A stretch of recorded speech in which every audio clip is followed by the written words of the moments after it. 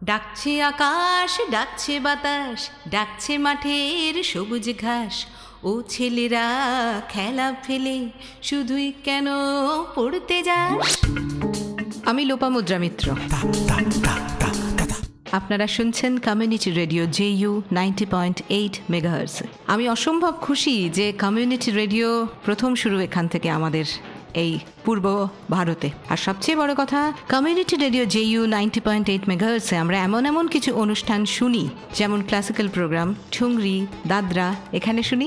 তেমনি একেবারে নতুন যারা গাইছে তারাও এখানে অসম্ভবভাবে সুযোগ পান। এই দুটোর মিলন যে জায়গায় রয়েছে, সেই রেডিও না শুনে কি পারা যায়? আমি লোপামুদ্রা অসম্ভব ভালোবাসি কমিউনিটি রেডিও JU-কে। আপনারাও ভালোবাসেন। আপনারা শুনছেন community radio JU at 90.8 megahertz. Community radio JU 90.8 megahertz.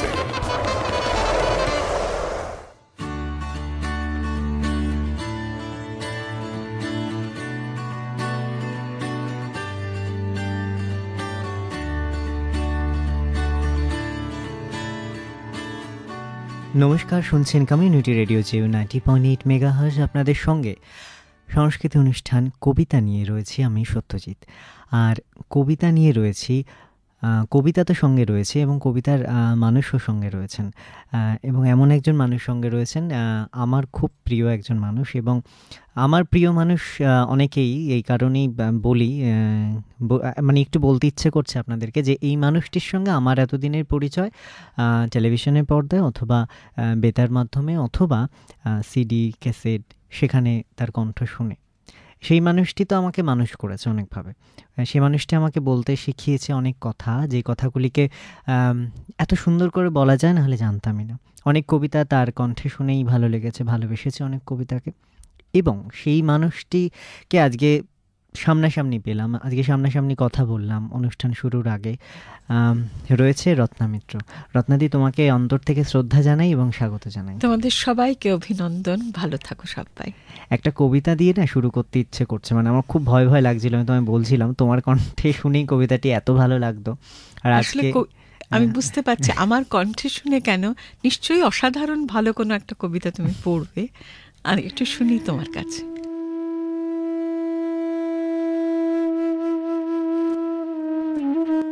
আমার কাছে এখনো পড়ে আছে তোমার প্রিয় হারিয়ে যাওয়া চাবি। কেমন করে তোরঙ্গ আজ খোলো, থুতনি পড়ে, তিল তো তোমার আছে এখনো। ও মন, নতুন দেশে যাবি? চিঠি তোমায় হঠাৎ লিখতে হলো, চাবি তোমার পরম যত্নে রেখেছিলাম কাছে। আজই সময় হলো, লিখিও উহা ফেরত চাহ কিনা। অবান্তর স্মৃতির ভেতর আছে তোমার মুখ অশ্রু ছলমল, লিখিও উহা ফেরত চাহ কিনা।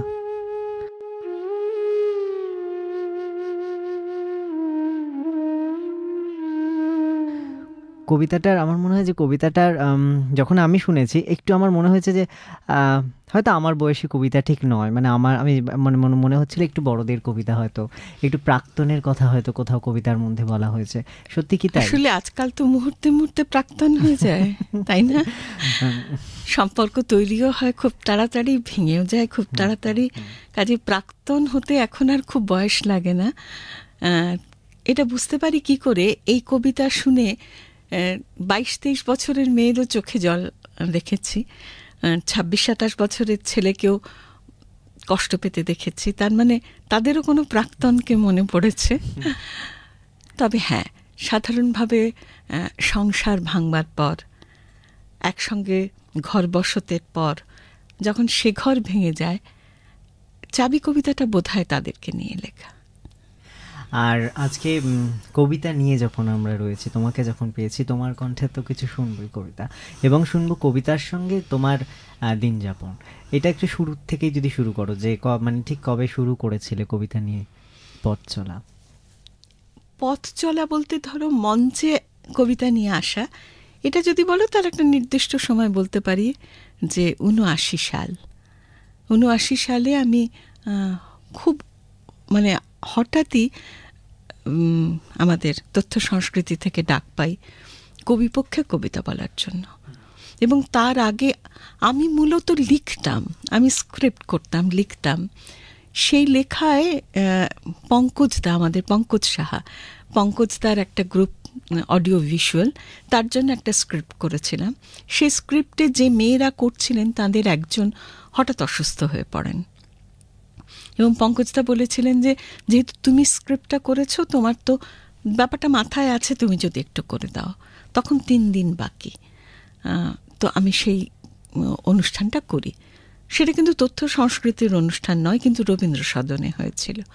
এবার তথ্য সংস্কৃতির যিনি ফেস্টিভ্যাল অর্গানাইজার ছিলেন রবীন্দ্র সদনের, তিনি সেদিন অনুষ্ঠানে উপস্থিত ছিলেন। এই অনুষ্ঠানের পরের বছর আমি ডাক পাই রবীন্দ্র সদন থেকে অনুষ্ঠানের জন্য। তখন আমার ব্যক্তিগত কারণে করা সম্ভব হয়নি।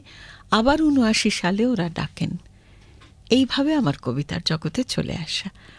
আর কবিতা পড়া বা এটা কবে শুরু হয়েছে সে সময় আমি বলতে পারি না, কারণ আমাদের পরিবারে সাহিত্য পড়ার একটা ভীষণ রেওয়াজ ছিল। আমার মা খুব সাহিত্য পড়তেন, গদ্য পদ্য নির্বিশেষে, দেশি বিদেশি নির্বিশেষে। তো ওই যে মায়ের পড়াটা আমার কানে রয়ে গেছে, এটাই আমার কবিতার ভিত্তি। আমার কোনো নিয়মিত বা যেভাবে প্রশিক্ষণ লোকে নেয় সেরকম কোনো প্রশিক্ষণ নেই কবিতার ক্ষেত্রে, একদমই নেই। আবৃত্তি বা মানে আবৃত্তি করব, বাচিক শিল্পী হবে, এরকম ভাবনাও কোনো দিন ছিল না, কিন্তু এর সঙ্গে যোগ ছিল বরাবর, সেইভাবেই চলে এসছি। আচ্ছা, আমরা আরো শুনবো গল্প, কিন্তু এখন খুব ইচ্ছে করছে কিছু একটা শুনতে। আচ্ছা, খুব এই সময়ের একটা কথা বলতে ইচ্ছে করছে। হ্যাঁ, নতুন একজনের লেখা, নতুন মানে অপেক্ষাকৃত কম শোনা যায় তার নাম। তার নাম হচ্ছে শবরী ঘোষ। দুর্গা দুর্গতি নাশিনী। অসুরদের কবল থেকে স্বর্গরাজ্যকে মুক্ত করতে পারছেন না কোনো দেবতাই।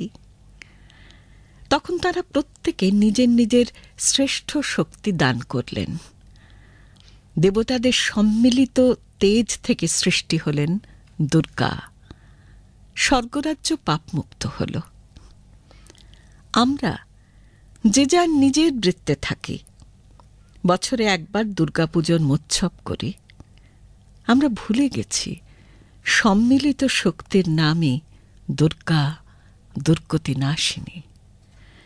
অসুর নির্বিঘ্নে আমাদের স্বর্গরাজ্য তছনছ করছে। পৃথিবীতে কত কোটি দুঃখী মানুষ। তুমি একজনের হাত ধরো, আমি একজনের হাত ধরি। এসো, আমরা প্রত্যেকে এক একজনের হাত ধরে থাকি। পৃথিবীতে কেউ আর একলা কাঁদবে না। মরুভূমিতে কাঁটাওয়ালা খেজুর গাছের পাশটিতে শিউলি ফুল ফুটবে। হই হই করে শরৎ এসে যাবে, বোধনের ঢাক উঠবে বেজে। কেননা সম্মিলিত শক্তির নামে দুর্গা দুর্গতি নাশিনী। সম্মিলিত শক্তি, এবং এটা তো সত্যি বোধ হয় যে সম্মিলিত শক্তির কাছে বোধ হয় সমস্ত শক্তিরই মানে পরাজয় মানতে তারা বাধ্য। আসলে এটা তো 100 বার। আর এখন খুব মনে হয় যে প্রতিদিন আমরা তো ভীষণ ব্যক্তি অভিমুখী, আমি নিজের কথাটা নিজের বৃত্তে ঘুরছি, এটাই তো এখন ঘটনা হয়ে উঠছে। সম্মিলিত হতে পারলে, সম্মেলন থাকলে এত সহজ নয় কাউকে মানে কারুর ওপরে এতটা বিপদ নেমে আসা। আমাদের প্রতিদিন একটু একটু করে একা হয়ে যাওয়া, এটাই সেই মানে একসঙ্গে থাকলে পাটকাঠিগুলো ভাঙা যায় না, কিন্তু আলাদা করে দিলে একটাকে সহজে ভেঙে নেওয়া যায়। এবং এই যে প্রতিদিন চলার কথা বলছি, সেই প্রতিদিন চলার মধ্যে তোমার যেমন কবিতা একদিকে রয়েছে এবং অন্যদিকে একটা জীবন তো থাকে, অন্য জীবন, একটা সংসার, অন্য কাজ, এই তো একটা জীবন। আমার খুব মানে তোমার থেকে জানতে ইচ্ছে করে যে এই জীবনের প্রতিটা মুহূর্তকে কবিতাকে রিলেট করতে পারো। আমি এটাই তোমাকে বলি, এখন আমার কাছে না কবিতা ঠিক মঞ্চে গিয়ে আবৃত্তি করবার বিষয় নয়, কিন্তু আমার কাছে এখন যাপন, দিন যাপন, জীবন যাপন কবিতা। যেমন ধরো তোমাকে একটা ছোট্ট কবিতার কথা বলি। অনেকে সম্পর্কের কথা বলেন তো, যে খুব যত্ন করে একটা সম্পর্ক শুরু হয়েছিল, তারপর সেটা রইল না, থাকে না। এই যে তুমি চাবি বললে, তো একটা কবিতা, আমি জানি না কবি কি মনে করে লিখেছিলেন, কবিতার নাম হচ্ছে গাছ বলেছিল, অনির্বাণ দত্তের কবিতা। আমার খুব প্রিয়, সেটাও তোমার কণ্ঠেই শোনা। ওটা শুনবে একটু? একদম।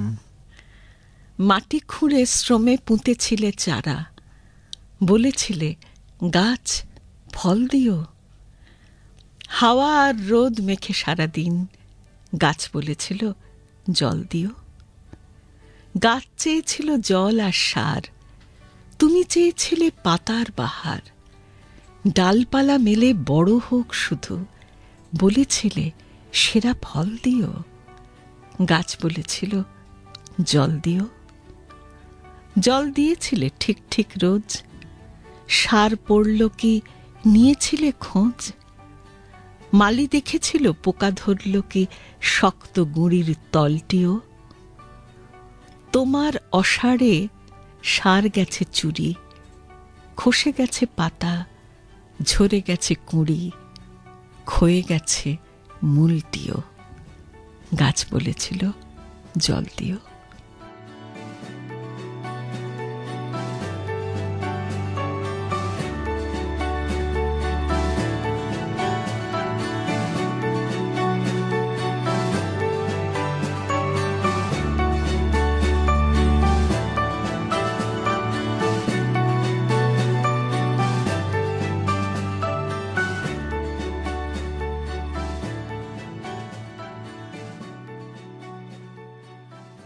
আমার বেরঙিনে জীবন, আমার চাঁদ দেয়ালের জীবন, আমার রাত দুপুরে ঘুম ভাঙার সময়টা।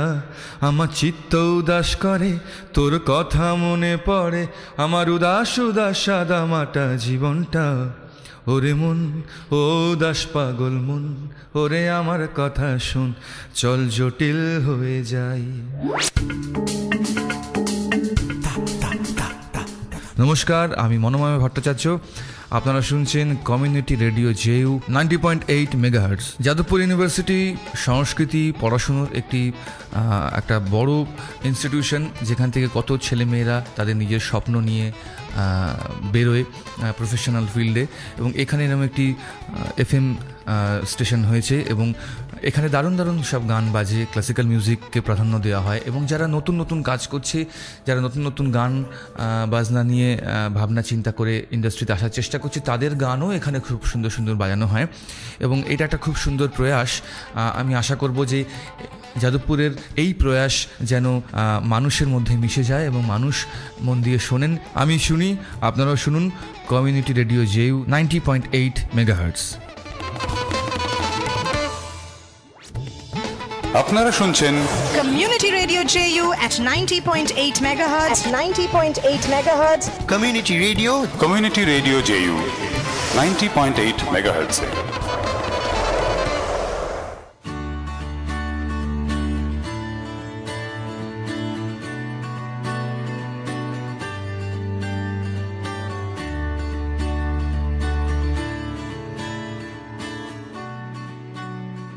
ফিরে এলাম বিরতির পর। শুনছেন কমিউনিটি রেডিও জেইউ 90.8 মেগাহার্টজ। আপনাদের সঙ্গে কবিতা নিয়ে রয়েছি আমি সত্যজিৎ, আমার সঙ্গে রয়েছে রত্না মিত্র। দিদি, বিরতিতে যাওয়ার আগে তুমি গাছ পড়লে এবং একটা অন্য রকম কেমন একটা জানি হলো মনের মধ্যে।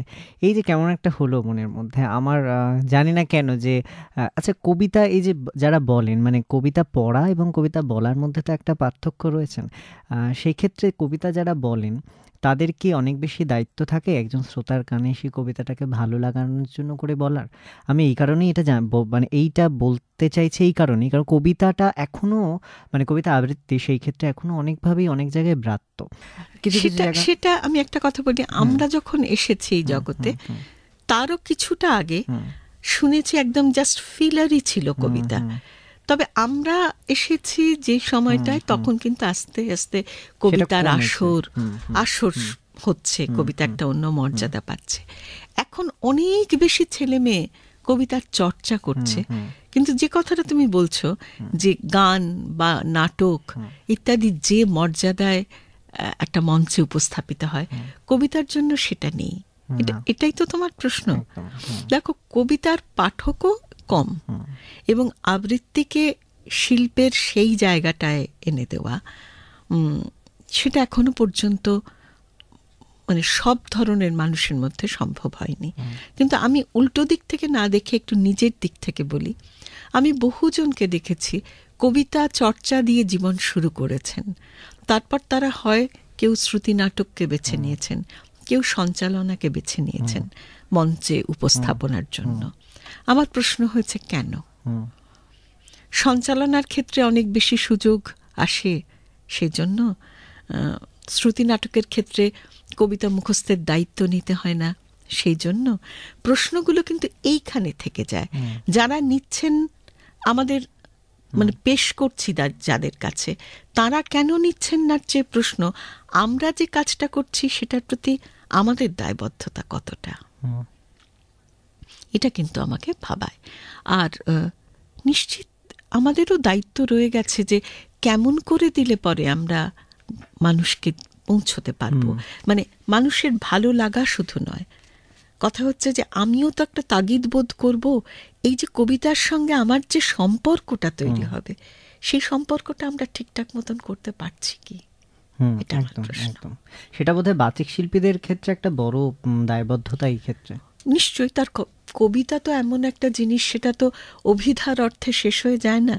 আমি পড়ছি, আমি শব্দটাকে যে অর্থে প্রথম পাচ্ছি, এটাই কবিতার শেষ নয়। তারপরে লক্ষণা আছে, তারপর ব্যঞ্জনা আছে, অর্থাৎ কবিতার থেকে মধ্যে আরো পরতে পরতে নেমে যেতে হয়, অনেকগুলো সিঁড়ি নেমে তবে কবিতার গর্ভগৃহে ঢোকা যায়। কবিতা সময় দাবি করে। এবং একটা অদ্ভুত বিষয় আমারও যেটা মনে হয় যে একই কবিতা মানে বিভিন্ন মানুষ বিভিন্নভাবে পড়েন, কারণ কবিতার ক্ষেত্রে কোনো স্বরলিপি তো নেই। সেই ক্ষেত্রে খুব তোমার থেকে জানতে ইচ্ছে করে, তাহলে কি শিল্পটাকে আমি খুব কঠিন শিল্প বলবো নাকি খুব আবেগপ্রবণ শিল্প বলবো? না, আবেগপ্রবণ কেন হবে? একটা স্বরলিপি তো আছে, কবিতার একটা মূল ভাব, এটা তো কবিতার স্বরলিপি। তারপর যিনি পড়ছেন তার যে ব্যক্তিগত অনুভব, সেটা দিয়ে জারিত হচ্ছে কবিতা, তারপর তিনি তাকে পেশ করছেন। এখন আমি খুব গভীরভাবে কবিতা অনুভব করলাম, কিন্তু আমার উচ্চারণের ত্রুটি আছে। আমি খুব গভীরভাবে অনুভব করলাম, আমি অসম্ভব বেশি নাটকীয় করে সেই কবিতাকে পেশ করলাম। আমি গভীরভাবে অনুভব করলাম, কিন্তু ছন্দবোধটা আমার নেই। আমি গভীরভাবে অনুভব করলাম, কিন্তু আমার সামনে শ্রোতা এই মুহূর্তে কি শুনতে চাইতে পারেন সেটা সম্পর্কে ধারণা আমার নেই। এবার যদি আমি পেশকার হই, আমি কি সফল হব? প্রশ্নটা এখানে। একটা কিছু শুনি, একটা জিনিস শুনবে, জীবনানন্দের একটা কবিতা যেটা খুব প্রচলিত নয়, সেরকম একটা কবিতা শুনবে।